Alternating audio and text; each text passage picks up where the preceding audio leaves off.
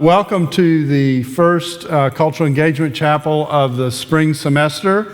And our topic is built around this book, For Shame, Rediscovering the Virtues of a Maligned Emotion.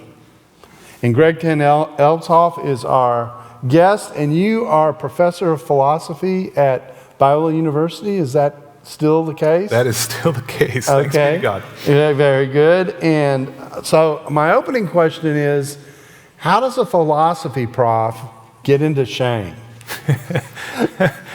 Yeah. Well, for me, it was through an interest in Confucianism. So I said something about this morning, but most of my training had been in the analytic movements in contemporary philosophy. I went to China on a whim for the first time in 2005, was introduced to the classical Confucian wisdom tradition, found it fascinating, helpful in many ways, started thinking and writing about Confucianism. And if you know anything about the Confucian wisdom tradition, you'll know that shame and honor are right at the center of it. And so, having been steeped in the Confucian tradition for a while, I started to notice in the contemporary West a kind of anti-shame zeitgeist, a growing consensus that shame is inherently toxic or unhealthy or destructive or something like that. And this would just sound absurd to someone who'd come up in a shame-honor tradition like Confucianism. So that sparked a kind of curiosity for me. What's going on? What's driving this anti-shame zeitgeist? So it almost started as kind of a worldview contrast between what goes on in many portions of the East and what goes on in many portions of the West? Yeah, or at least what's going on now in many portions of the West. Okay. So let's talk about, you in the book, you talk a lot about the contrast between shame and shamelessness. So I'm trying to get us oriented to the topic to some degree. First, I guess, define shame in relationship to guilt. And I know you've just talked about this, but shame in relationship to guilt, but for those who weren't at the lecture, and then its relationship to shamelessness. Let's triangulate those three ideas. Okay, good. So both shame, both the words shame and guilt, each of them names both an objective condition, a state that you can be in, and a feeling, an affect or an emotion. So on the guilt side, to be guilty is to have violated a standard of some kind. You can be legally guilty for violating the law, or morally guilty for violating the moral code, or guilty of cheating in a game, or whatever. So to be guilty is to have violated a standard, and to feel guilty that's the sort of painful emotion that accompanies the recognition that you've violated a standard that you care about. So if it's a standard you care about and you know you've violated it, that'll hurt. There'll be a sting, and that particular sting is called guilt. Shame functions the same way. There's an objective condition, which is the loss of communal standing. To be diminished in a community is to experience shame in that community. And honor is the opposite. To be elevated in a community is to be honored. To be diminished in a community is to be shamed. And then felt shame is just that sting. If you're diminished in a community that you care about, that'll hurt. And that particular sting, that particular hurt, is what we call felt shame. So then shamelessness, right, shamelessness occurs when your emotions aren't tracking what's happening in reality. So if you lose social standing, but that doesn't hurt at all, and you recognize that you've lost social standing, but there's no sting associated with that. You don't care. You don't care. We call that shamelessness. Mm-hmm. So the person who can be in social free fall and just happy as a clam, we call that person shameless. It's the equivalent on the guilt side of being without a conscience.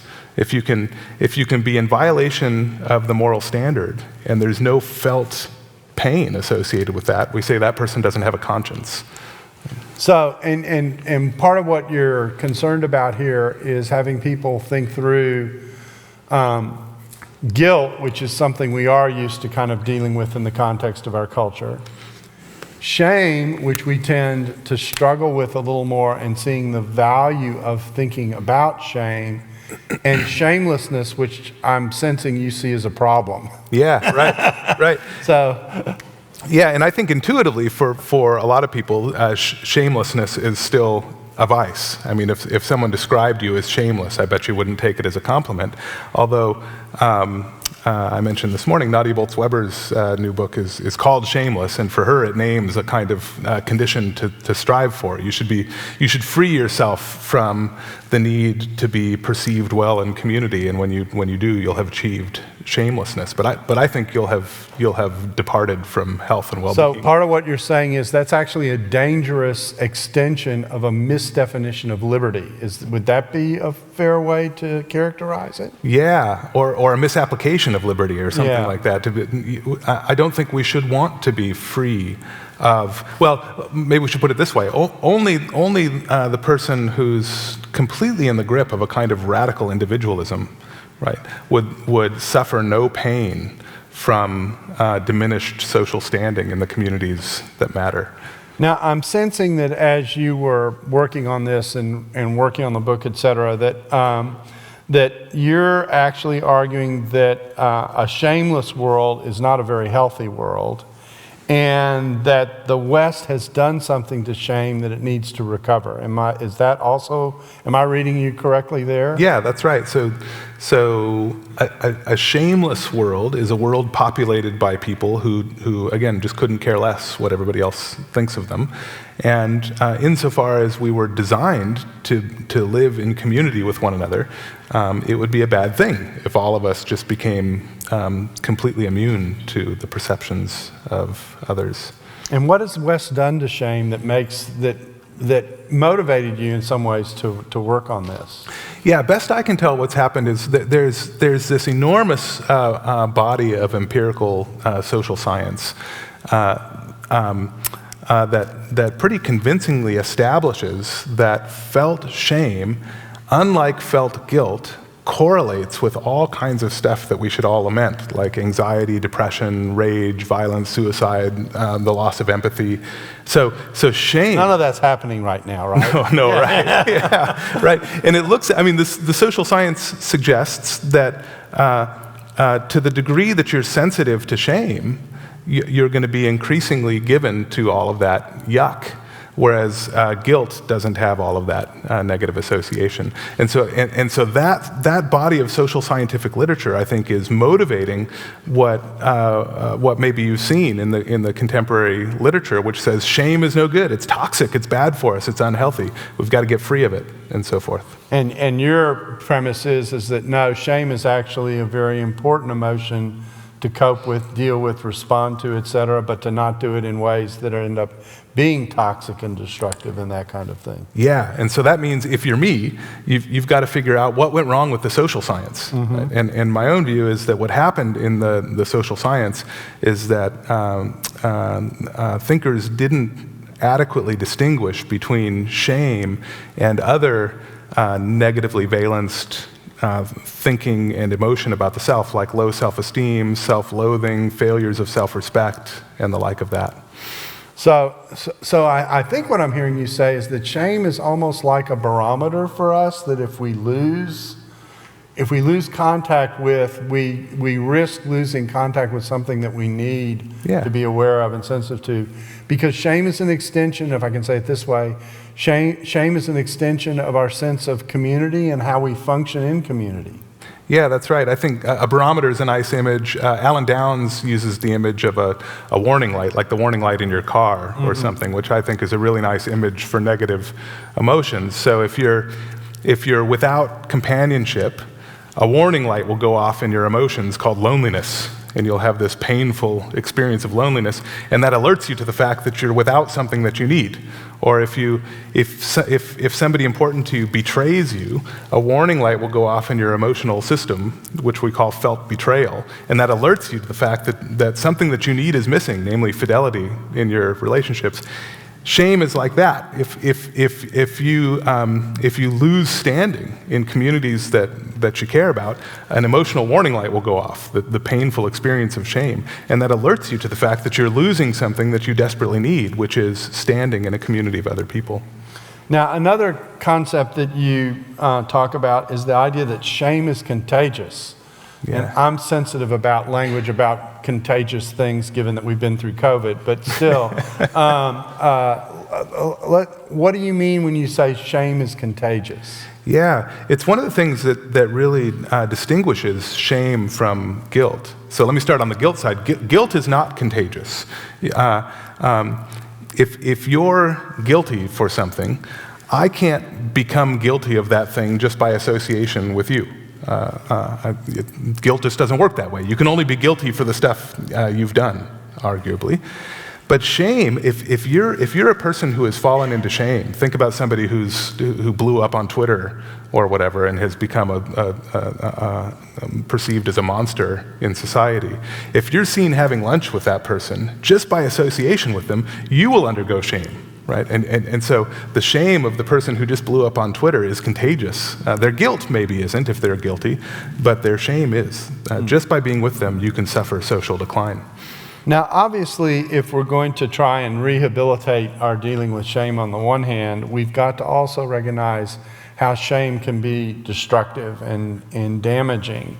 So, in your thinking, when is shame destructive? In other words, what's the healthy way to deal with shame, and what might not be such a healthy way to deal with shame? Yeah, good. For me, those two questions are different. That there's when is it healthy and when is it destructive? And I think sometimes healthy shame can be destructive. Mm-hmm. Just like it's like any pain. If you put your hand on the hot stove, you'll experience a very sharp pain, and it's healthy that you should experience that pain. That means your body is working the way it's supposed to. But if that pain is extreme enough, it might have destructive effects on your soul. Or if you're without companionship and you're lonely, if you're extremely lonely, that extreme loneliness can wreak havoc on your emotional life. Right? And so, though it's exactly what's supposed to be happening, it can be unhealthy. So shame, I think, is healthy when it befits your circumstances. So if you are in fact not losing social status, right? Your social status is just fine, but you have that sharp pain that we associate with shame, then your emotions are out of whack. Or if you are losing social status and you don't feel any shame, here again, you've fallen into unhealth. That's shamelessness, mm-hmm. right? Or if you, we label something called chronic shame, chronos having to do with time. If you feel shame unendingly, right, that'll wreak havoc on your soul. It'll be destructive. Just like if you feel loneliness unendingly, it'll wreak havoc on your soul. So much of what the difference between healthy and unhealthy shame has to do with how well your emotions are tracking the reality on the ground. Now, just as an aside, on the screens here, you'll see a way to ask questions through slido.com, #shame, and if you put the QR code in, you can get to asking questions. I'm going to turn to questions from the audience here in about 5 minutes or so. So feel free if something that we've said has spurred your thinking and causes you to want to ask a question. Feel free to track those in. I didn't say anything because this is such a tech literate audience. They almost invented the internet, so we're in good shape. Let me talk about why in your mind, you also talk about shaming, which is yet another related but distinct concept. Yeah. So let's talk about shaming in maybe, since I just alluded to the internet, it's a good time to bring up the topic. Yeah. And that is, talk about the difference between shame and shaming and why shaming needs to be thought of somewhat differently than shame. Yeah. My own view is that in much of the contemporary Anglo-West, we've got things exactly backwards. We're increasingly suspicious of shame as an emotion, thinking that it's a toxic, unhealthy emotion. But we're increasingly embracing of the activity of shaming, often using it to fuel our favorite social causes or what have you. And my own view is that that's exactly reversed. We should be less suspicious than we are of shame, recognizing that it's one of the emotions that God's given us for tracking the things that we need. And we should be more suspicious than we are of shaming. And the reason I think we should be so deeply suspicious of shaming is because it's very, very difficult to shame someone as an act of love for them. And so insofar as we have a love-centric ethic, I don't think it's impossible. I think there are occasions where you can shame someone as an act of love, but only in very controlled circumstances, and Twitter is not a controlled environment, to put it mildly. And any time that you act in such a way that someone else becomes virtually a monster in the global human society, arguably you've not loved them. You've not done something to love them. Now, this will be my last question before I turn to the questions that are coming in. You also discuss what I'll call, I guess they are, I'm going to call it the category of corporate shame. So things like white shame and corporate shame, where shame is shared, where that contagion, that contagious nature of shame has spread for one reason or another. I think I'll use an old safe example because you get sensitive when you walk into this space. But I think about the way in which the Crusades are processed by Christians. Mm-hmm. And there's something about what happened in the Crusades that was a stain, I'll say it that way, on at least some of what Christianity represents. And anyone aware of that history is aware of that and develops a sensitivity to it, that kind of thing.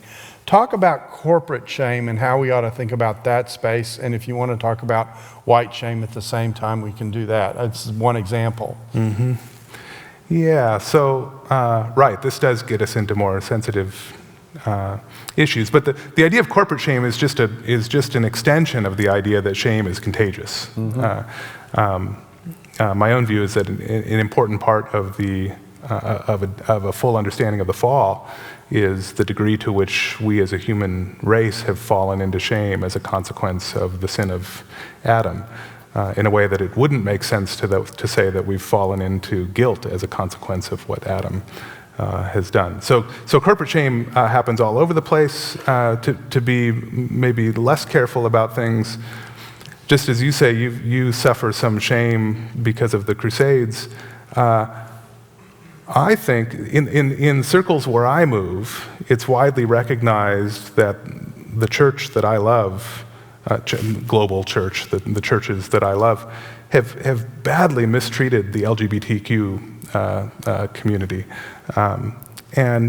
And I feel a kind of shame about that. I feel like a person of lesser standing in some of the communities where I try to move because of my association with a church that has blown it in big ways in their attempt to love the LGBTQ community. You mentioned white shame. Again, in many of the circles that I care about, my voice is being diminished, intentionally diminished, as a consequence of the color of my skin, this in order to make reparation for past injustices. And for my part, I'll just say, I'm for these kinds of reparations for past injustices, but that doesn't take away the sting of having my voice diminished, right? Maybe my voice was too high to begin with. It still stings to have it taken down a notch on account of being a white male.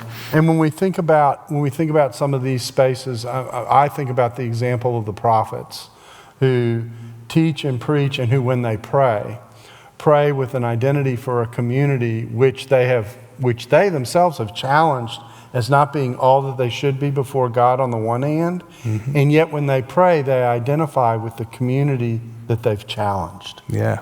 So that there's a sense of ownership of, I belong to this group, I'm impacted by what this group has done. Even though I individually may not have done the things that have generated the shame and the reaction, in fact, I've spoken against them, I still identify with the impact of what's happened to this group as a result of what others have done. Yeah, that's right. And what you're describing, I think, is the primary path away from shame occurs when somebody who's elevated in community, you're calling it identifies with or condescends to the shamed, and so sort of loans them their honor, as it were. And I think this is a big part of what has happened in the incarnation, that Jesus condescends to the shamed condition of the human race, largely in order to rescue the human race from the shame it's fallen into. Okay, now I'm going to turn attention to these questions that have come in. And so here's the first one. This is interesting.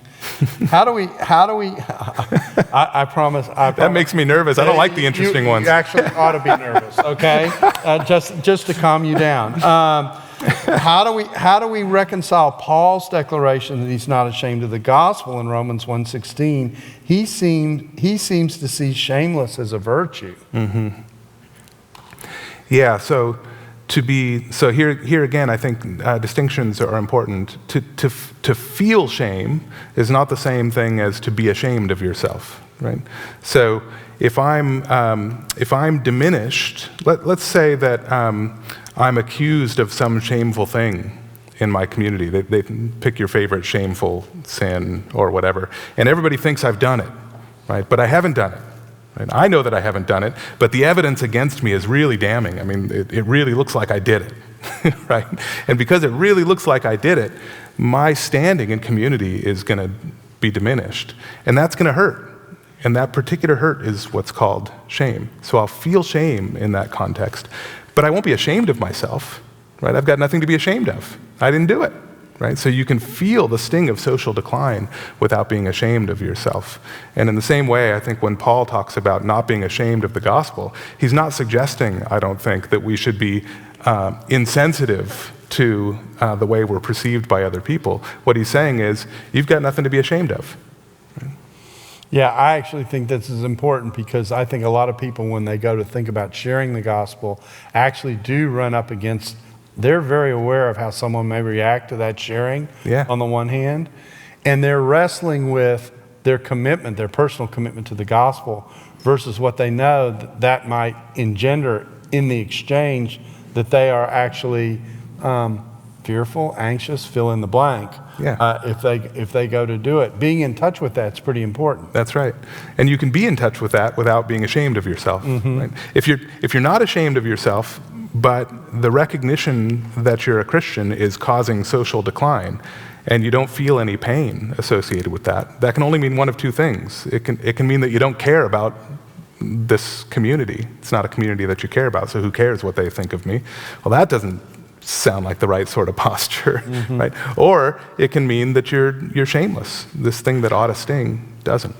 And this you've made me think of something else here, which is one of the changes that's happened in our society, certainly in my lifetime, is that I like to use an image that I got from Dwayne Lipman, and that is we're no longer the home team. There's not the Judeo-Christian net around our culture that kind of caught people no matter what, so that even if people didn't go to church, they still had enough exposure and enough respect for what Christianity represented that you could share who you were and your faith, and it might be received at least not hostily. Yeah, that's changed. We're not only are we not the home team, and not only are we not just the visiting team, we're the visiting team who's the rival. Yeah. Okay, and there's a pushback against standing up for who you are, and so you've got to cope with, on the one hand, the fact that you're aware that pushback is going to exist and is there, et cetera.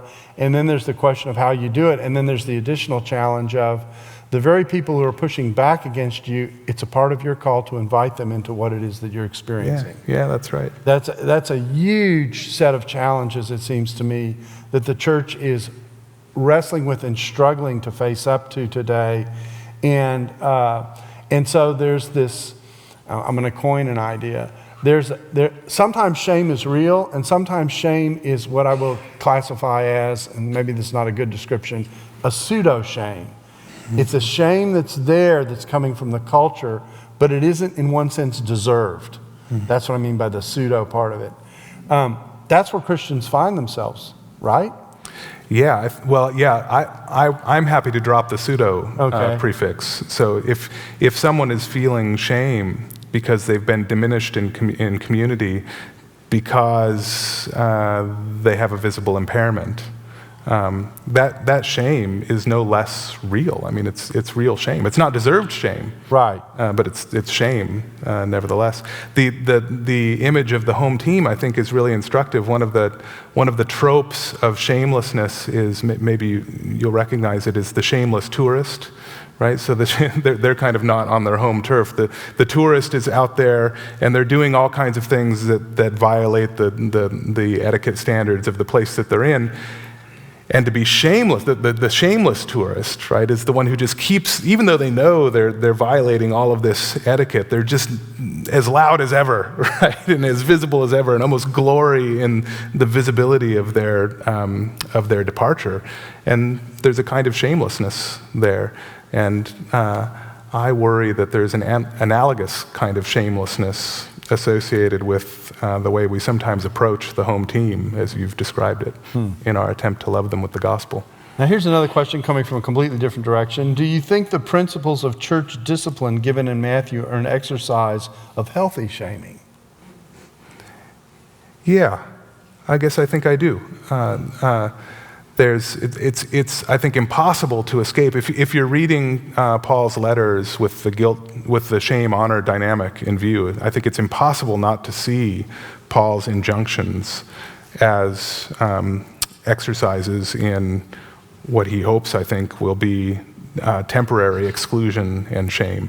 And so this is why I think I have to say things like, it's really hard, it's really difficult to shame people as an act of love for them, but it's not impossible. And I think Paul is enjoining that project on his churches.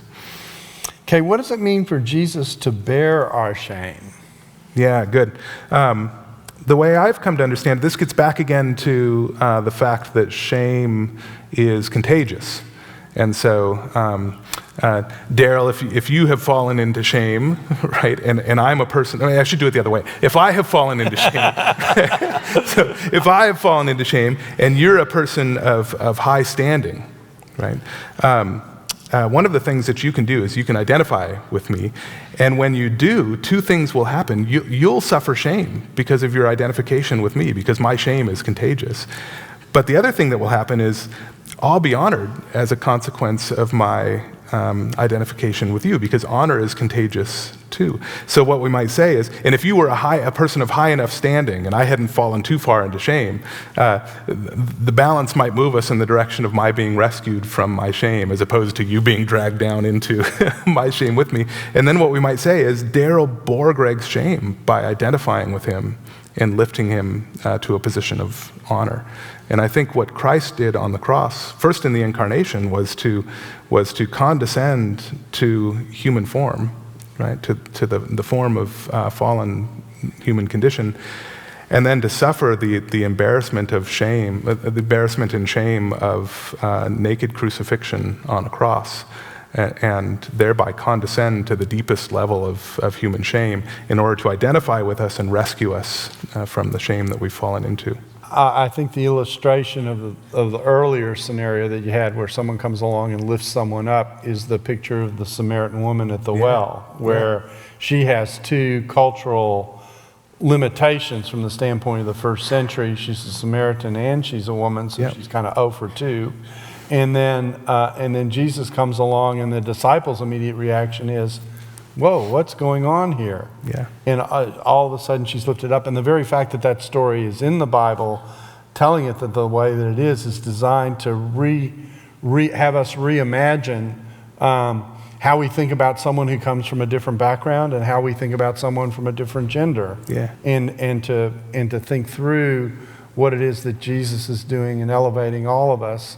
And then he clears the path for all that happening as a result of what he does on the cross. Yeah, I think once you're looking for it, it's everywhere. The other story that I think does this really nicely is the woman who had the bleeding issue. Mm-hmm. And she touches Jesus and receives healing from him. And the first thing he does is to address her with a familial, I can't remember whether it's sister or daughter, but it's a familial label. And that act of addressing her with a familial label says, I'm with her. Mm-hmm. Right? I'm with her. And that simple act, I think, lifted her from the shame that she Even was in. doing so in the midst of another crisis that he's on his way to deal with, Yeah. which is even adds another layer of affirmation in the midst of it all. She's important enough to stop and deal with and not be erased or not be unnoticed. Yeah.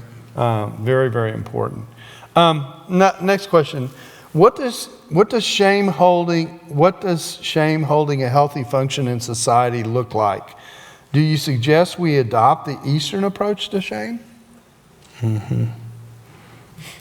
Well, maybe I'll take the second part first. I'm suggesting that we adopt the posture toward shame, which represents the unanimous consensus of the world's wisdom traditions, East and West, prior to the Enlightenment. So I don't think that this valuation of the shame-honor dynamic is unique to the East. I think all of the major wisdom traditions in the West, as well as the classical Eastern traditions, embraced shame and honor. It's only in the wake of the Enlightenment that the West has come to be a less shame-honor sensitive environment, and that's because post-Enlightenment there's this value for the rugged individual, especially in the American West. If your ideal is the rugged individual, it'll be very difficult to find a home for the valuation of shame and honor. So I don't think this is a particularly Eastern view. I think it represents a global consensus. But it is a movement away from, I think, the dominant ethos in the contemporary Anglo-Western world, animated as it is by the move toward individualism and more recently this contemporary science. Yeah, I think that anyone who travels cross-culturally is immediately struck when they go almost anywhere else in the world with the sense of corporateness that people have in many other cultures, which generally speaking doesn't exist in societies where the Enlightenment has had such a terrific influence. Yeah, and I think in the global sweep of things, we're an anomaly. Yeah, an exception rather than the rule. That's right. Yeah. So you're talking about recovering something that's been lost. How do you see shame as beneficial to the Christian? Good. As I think about the Christian life, the call to follow Jesus has somewhere close to the center of it the call to be a part of a new spiritual family, to identify yourself with a group of loyalists to Jesus or followers of Jesus. And insofar as the call to a group identity is central to the Christian way, it looks like sensitivity to shame is going to have a role to play there. So part of what it means to identify yourself that strongly with a group of other people is that when you're diminished in that setting, that's going to hurt, that's going to sting. So I guess I can't remember now how the question was worded, but what's the place of shame in the life of the Christian? How do you see shame as beneficial to the Christian? Yeah, it fuels and it motivates group identity. And as I understand Christianity, it's inseparable from group identity. So I'm hearing two things kind of simultaneously, if I can try and do a little bit of summarizing. I'm hearing it's important to have a sense of how aligned you are personally with what you've done and the impact of what you do, and to not simply take the attitude, I've done what I've done and be done with it, okay? And the other is this sense of corporate responsibility that shame operates out of, that we should be in sensitivity or have a sensitivity with, something to that effect. Yeah, and the former is the guilt innocence dynamic, and the latter is the shame honor dynamic. I think that the Christian who somehow manages just to live their whole life never having done anything wrong, and so not being guilty of anything, but who never moves deeply into a communal expression of loyalty to Jesus, has missed the heart of it. They've missed what Jesus is calling us to.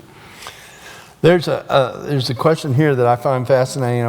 It has two categories, and I want to keep a third category in it, and it goes like this: how would you respond to the phrase, Guilt is I did something bad. Shame is I am bad. Or, and this is my addition to this question, or is shame, I did something bad and feel the pain of having done it, rather than I am bad. Yeah, it's not the latter. Okay. So shame is not the pain of I did something bad and now I feel bad. That's guilt. Okay. Right? That's I violated a standard and I care about that standard, and so now there's pain associated with that. That's still guilt. The I am, so the distinction between I did something bad and I am something bad, what that distinction tracks is the fact that guilt is directed upon a behavior. You feel guilty because of something that you've done, and shame is directed upon your person. Right? It's I am something less in communities that matter to me. I, the person, am something less in the communities that matter to me. So it's not aimed at anything I did. In fact, I might not have done anything. It might be my dad who did something. And because my dad did something terrible, I'm now a person of lesser standing in communities that matter to me. So guilt says I did something bad. Shame says I am something different. I'm a person of lesser consequence in the communities that matter to me. So here's what I'm getting at that's kind of in the in-between space, which is I may have done something bad that makes me guilty. I may have done something bad that says something about who I am. But is it permanent? And is that badness permanent? And is that badness something that can't be fixed? I'm thinking about the person who says I am bad can mean it in two ways. I am bad or I am bad. Okay? And so how do you parse that space? Because it seems to me that space is a very important space to be thinking about. Yeah. The person who says, I am bad and that's permanent and irredeemable and so forth, is first, that's not an expression of the Christian message. I mean, no Christian should say that any other person is irredeemably bad. The great hope of the gospel is that no one is beyond the pale of Christ's redemption. Now, the person who says, I am, so the distinction I want to draw is the distinction between I am bad and I am a person of lesser consequence in communities that matter to me. Those are two very different what I've done has had an impact, and I recognize what the impact is on the one hand and how that reflects on me, but I'm not in an irretrievable space. Yeah, or maybe I've done nothing bad at all. Again, maybe my dad did something bad.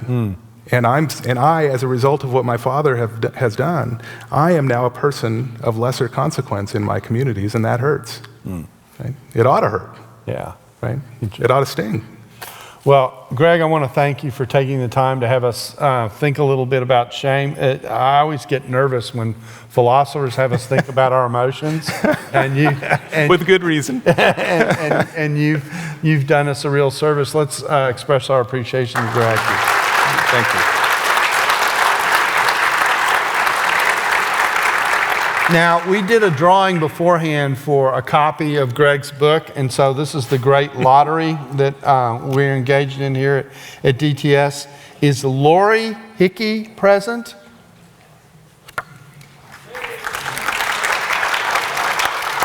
Go ahead, come on up here and receive the gift of shame. Okay. There you go. You'll be better for it. Let me close this in a word of prayer. Father, we do thank you for your being a God of redemption. That you take what we do and how we fall short, which is certainly something that Christianity is very honest about. And by your goodness and your grace and your kindness, you stretched out your hand to become a part of our world, not just in creating it, but in redeeming it. And in the process, open the door for our own redemption, for which we are always grateful. But Father, we know we need to be honest about when we do fall short and what that means, and to not ignore it, not be shameless about it, but to actually turn to you and to those around us who will be supportive in the midst of it. And so we ask that you would do that you would help us to be those kinds of people who draw on your goodness and grace and allow you to do what only you can do, and that is to lift us up, to be a reflection of the very image of God that you created in us from the beginning. And we ask these things in the precious name of the one who makes that all possible, our Lord and Savior, Jesus Christ.